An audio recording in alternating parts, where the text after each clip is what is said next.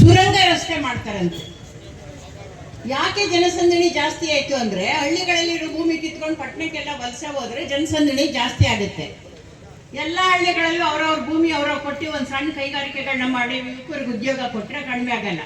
ಅದಕ್ಕೆ ಖರ್ಚು ಎಷ್ಟಾಗಿದೆ ಅಂದ್ರೆ 2023ರಲ್ಲಿ 450 ಕೋಟಿ ಅಂತೆ ಒಂದು ಕಿಲೋಮೀಟರ್ಗೆ 450 ಕೋಟಿ ಖರ್ಚು ಮಾಡಿ ಸುರಂಗ ಮಾರ್ಗ. ಯಾವಾಗ 2023ರಲ್ಲಿ. ಈಗ 2025ರಲ್ಲಿ 1 ಕಿಲೋಮೀಟರ್ ಸುರಂಗ ರಸ್ತೆ ಮಾಡೋಕ್ಕೆ 1065 ಕೋಟಿ. ಯಾರಣ ಇದು? ಯಾರಣ ಹೇಳಿ? ಇದು ನಮ್ಮ ಹಣ, ನಮ್ಮ ಟ್ಯಾಕ್ಸು, ನಾವು ಕೊಟ್ಟಿರೋದು, ನಾವು ಆಹಾರ ಕೊಟ್ಟು ಅವ್ರನ್ನ ಕೊಬ್ಬಿಸಿರೋದು, ಹಣ್ಣು ಹಾಲು ಮೊಟ್ಟೆ ಮಾಂಸ ತುಪ್ಪ ಎಲ್ಲ ಕೊಟ್ಟು.